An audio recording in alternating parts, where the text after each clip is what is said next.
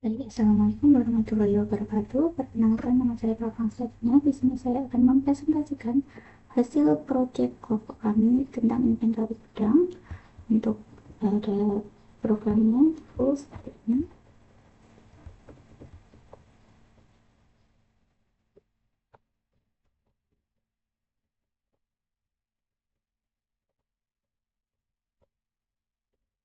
Nah, kita mulai.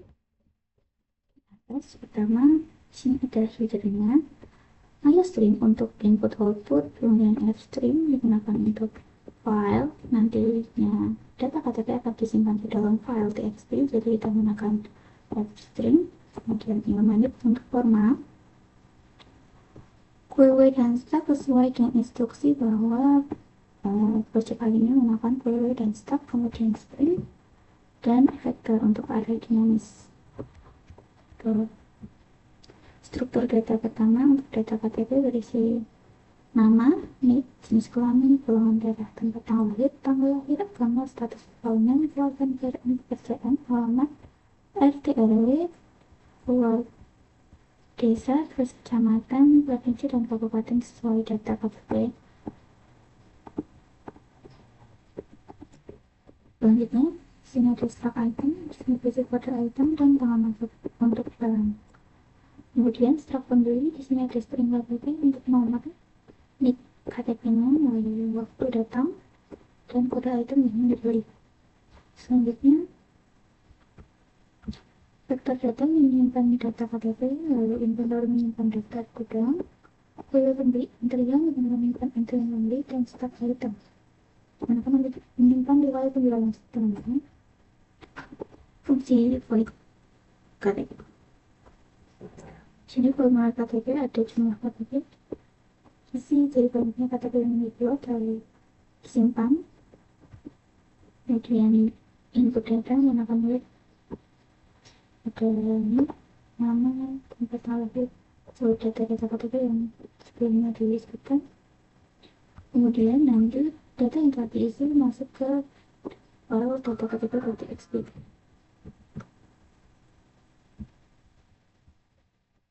Ini filenya, formatnya akan menjadi seperti ini. Jika data berhasil disimpan, maka akan menunjukkan input data berhasil disimpan ke file data KTP.txt sesuai data yang kita lihat ini. Lalu info akan dijelaskan oleh teman nanti untuk item dan selatan serta jual item. Untuk mainnya, sini ada menu, admin, entry, dapat, jual, cetak, lihat, dan traffic keluar. Outputnya,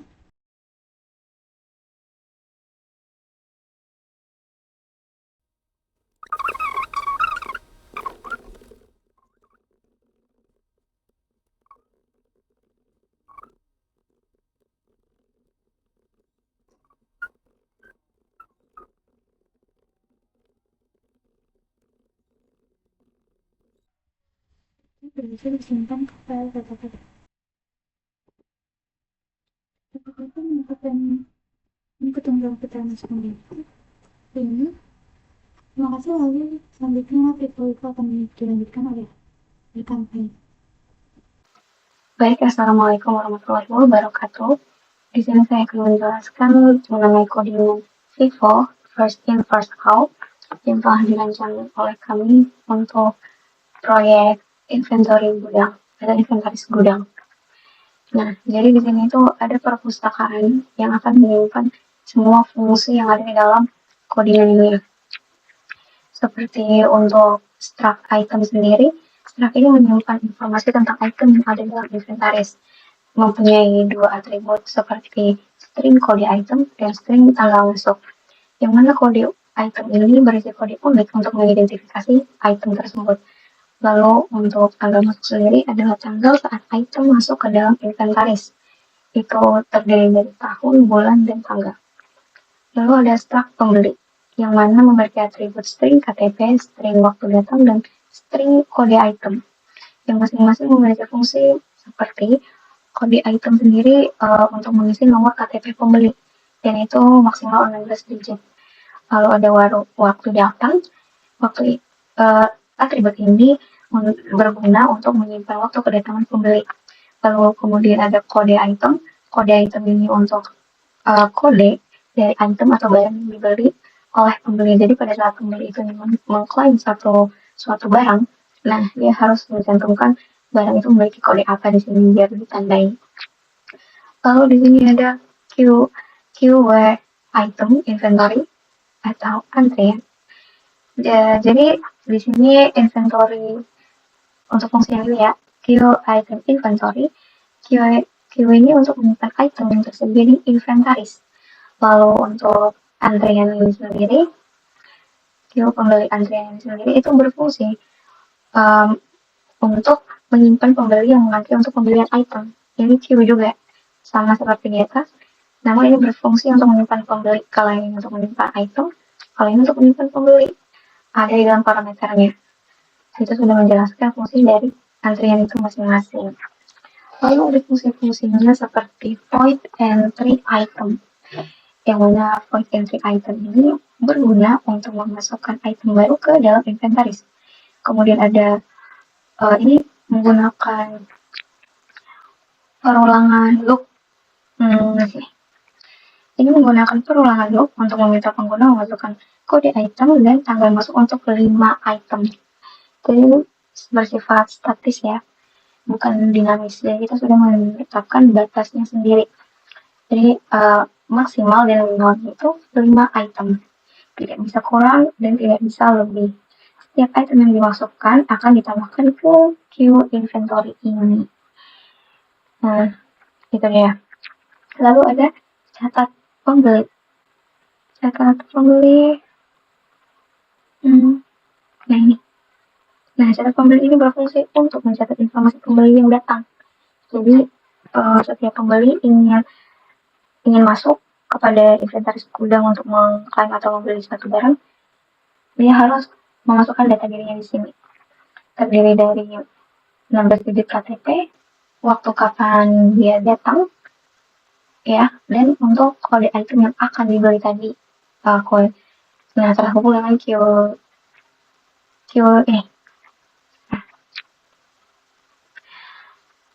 Lalu ya, atributnya itu untuk memasukkan KTP waktu kedatangan dan kode item yang dibeli. Informasi pembeli yang dimasukkan akan ditambahkan ke queue antrian. Dan juga ada jual item menggunakan void jual item dengan parameter kosong seperti di atas. Nah, di sini kita menggunakan if else. Menggunakan percabangan if else dengan parameter antrian titik empty. Jadi antrian itu mulanya kosong, lalu akan kita tambahkan antriannya sampai yang diinginkan. Fungsi ini digunakan untuk memproses penjualan item. Prosesnya itu pertama, fungsi ini akan memeriksa apakah pembeli dalam antrian atau tidak. Kalau pembelinya tidak ada dalam antrian, maka akan menampilkan pesan bahwa tidak ada pembeli. Namun, apabila pembeli ada dalam antrian, maka dia akan mengeluarkannya dari antrian. Jadi kayak kalau misalkan ada pembeli yang datang nih, pembeli pertama, terus kalau diperiksa untuk jual itemnya, pembeli pertama tadi yang pertama kali datang, terus dia mengklaim kode barang apa, itu bakal dikeluarin dari antrian atau dia bakal kecetak. Nah, itu pembeli yang mana dengan kode barang apa. Ini juga berfungsi untuk mengambil item pertama dari inventaris dengan menggunakan metode first in first out. Jadi barang inventaris pertama yang masuk, maka barang inventaris itu juga yang akan keluar. Nah, pertama yang masuk pertama kali di eksekusi. Jadi itu barangnya pertama kali masuk, pertama kali juga keluar dari antrian. Fungsi ini juga berfungsi untuk menampilkan informasi tentang pembeli dan item yang dibelinya. Bisa berupa kode item sama nama item itu sendiri. Kalau kita bergerak ke fungsi in main atau integer main dengan parameter kosong, yang mana ini mendeklarasikan integer pilihan. Ini variabel pilihan dengan menggunakan perulangan do while. Nah, di dalam fungsi in main ini sendiri itu dia itu menyediakan menu interaktif untuk pengguna dengan pilihan ada input item, mencatat pembeli, jual item, yang mana fungsi dari ini semua itu sudah dideklarasikan dulu sebelum in main. Itu ada dalam struct, dalam void. Nah, di inline ini untuk mencetak atau menjadi output dari fungsi-fungsi ini. Tuh, jadi ini fungsinya nanti akan dieksekusi di sini. Nah, ini juga seperti tadi menggunakan perolongan do while untuk menampilkan menu hingga pengguna memilih untuk keluar. Jadi tuh kayak dengan perolongan do while ini itu terus menampilkan menunya hingga pengguna memilih untuk keluar. Jadi kayak kalau kita ingin keluar dari program ini, itu dia akan menggunakan perolongan do while. Nanti ada pilihannya. Lalu juga di dalam do while ini ada switch, percabangan switch else. Yang mana ini berfungsi untuk menjalankan fungsi yang sesuai berdasarkan pilihan pengguna. Mau yang entry item, oke, jangan entry item, di break dulu yang lain. Nah, terus ingin catat pembeli, jangan catat pembeli, entry item dan yang lain di break. Fungsi break ini sendiri agar pilihan 1 sampai 4 itu tidak akan berjalan bersamaan. Jadi dia akan berjalan satu-satu. Nah, ini mari kita jalankan. Kita tulis satu.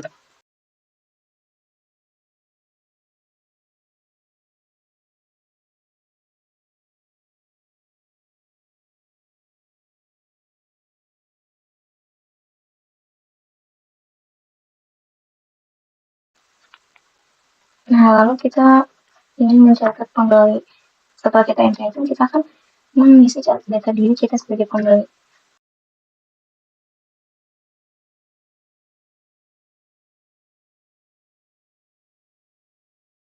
Nah, terus kita akan menjual item tersebut. Nah, keluarlah keterangan seperti berikut. Ini output dari pilihan 1 dan 2. Lalu setelahnya kita memilih untuk keluar. Nah, kita sudah keluar dari programnya. Lalu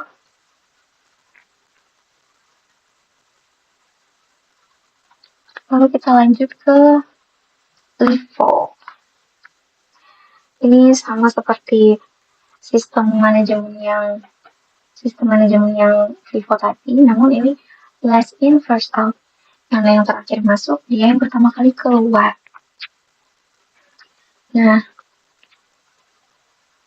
untuk ini sama aja, ada perpustakaannya. Ini menggunakan perpustakaan IOStream, perpustakaan generalnya bahasa C, lalu dia menggunakan perpustakaan queue atau antrian dan perpustakaan string untuk menampung string-string ini, queue untuk menampung antrian-antrian atau fungsi queue itu sendiri. Kalau untuk ini, Vivo dia menggunakan perpustakaan vektor, yang mana itu nanti akan menunjukkan hitung-menghitung. Dan of course, tentu saja menggunakan perpustakaan string. Nah, di sini ada struct item dengan atribut, kode item, dan string tanggal masuk. Yang mana sendiri ini berfungsi untuk menyimpan informasi tentang item yang ada dalam inventaris tersebut. Atribut kode item ini dia berfungsi untuk mengidentifikasi item itu. Ini kode item yang mana nih yang mau dibeli, kode item yang mana yang mau disimpan.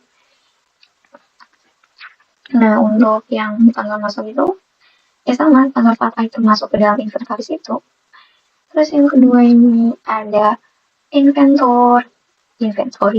Ini fungsi untuk vektor atau sebuah vektor yang digunakan untuk menyimpan daftar item yang tersedia di inventaris. Nah, jadi semua barang yang tersedia di inventaris ini tadi bakal disimpan di dalam fungsi ini. Vektor ini tuh struktur data dinamis yang menggunakan penambahan dan penghapusan elemen dengan mudah. Tapi hanya bisa dijalankan dalam perpustakaan vektor ini. Kalau tidak ada perpustakaan vektor, tidak akan bisa dijalankan. Ada fungsi-fungsinya seperti void enter item yang digunakan untuk memasukkan item baru ke dalam inventaris dengan menggunakan perulangan loop. Loop ini untuk meminta pengguna itu memasukkan kode item dan tanggal masuk untuk 5 item.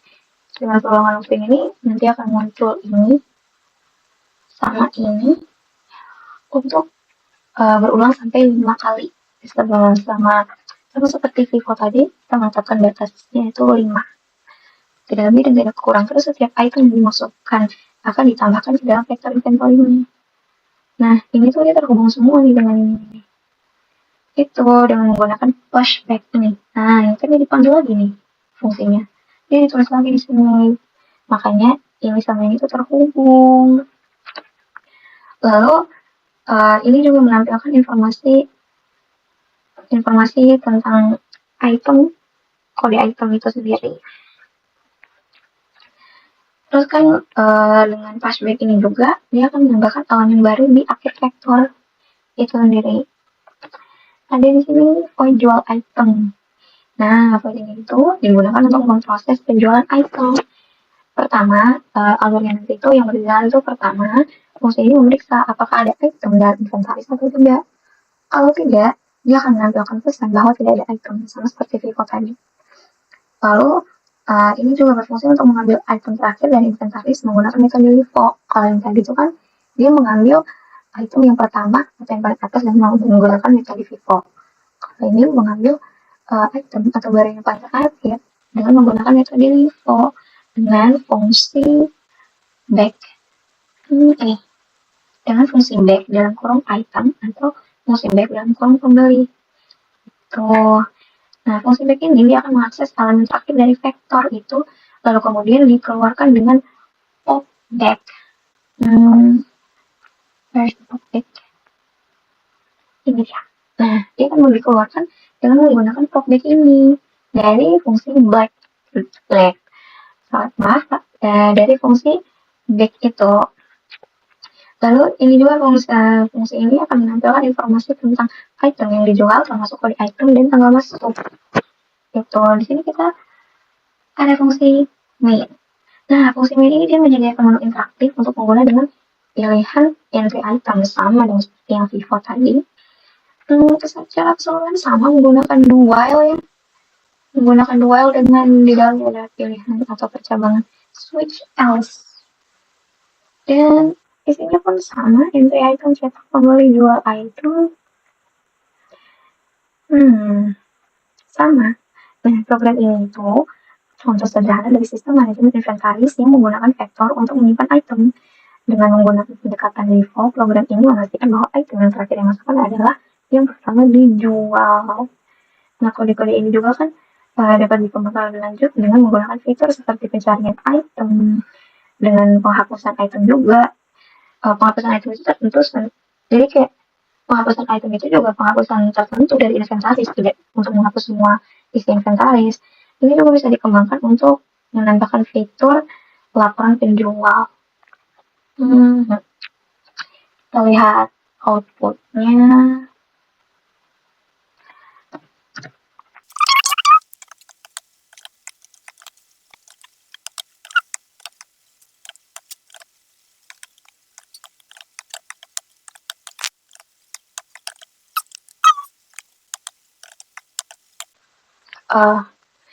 Sebenarnya ini tidak dicantumkan fungsi spesifik yang akan mengakibatkan salah input atau input yang tidak seperti di atas ini itu error. Jadi begini, itu tidak ada fungsi spesifik yang mana harus menggunakan tanda atau simbol kurang, harus menggunakan tanda atau simbol apapun, dan apabila tidak menggunakannya akan error. Tidak menggunakan fungsi spesifik seperti itu. Intinya input aja data yang diminta, nantinya bakal akan tetap looping atau tetap lanjut gitu. Lalu setelahnya kita berdua untuk jual item.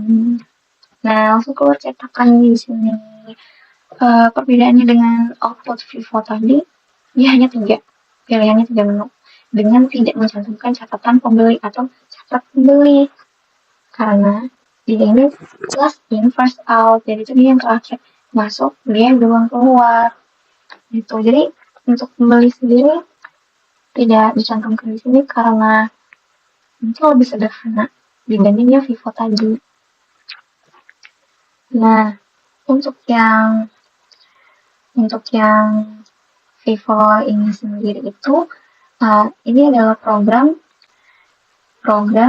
yang merupakan contoh sederhana dari sistem manajemen inventaris dengan menggunakan struktur data antrian untuk menyimpan item dan pembeli dengan menggunakan pendekatan first in first out, pertama masuk pertama keluar.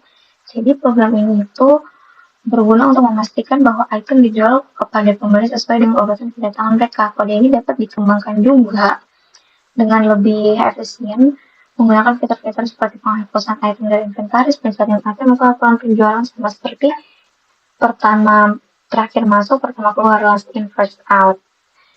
Kemudian juga di sini kita ada codingan atau output dari graphical user interface itu sendiri. Jadi graphical user interface itu kan tidak berfungsi di C++, maka dari itu harus menggunakan bahasa Java untuk menjalankan graphical user interface ini. Nah, ini adalah kode-kode untuk menjalankan graphical user interface. Dengan menambahkan kode-kode dari Vivo dan Livo dengan dimodifikasi sedikit dalam bahasa Java untuk memunculkan antarmukanya dengan penggabungan kelas item. Ini tuh dari struct ini diganti ke kelas menyesuaikan dengan bahasa Java itu sendiri. Nah, ada JButton, frame, dan segala macam untuk memunculkan antarmuka itu. Nah, pada saat di running akan tampil output seperti ini. Nah, tadi kan sudah kita entry item di output yang ada di bahasa C++.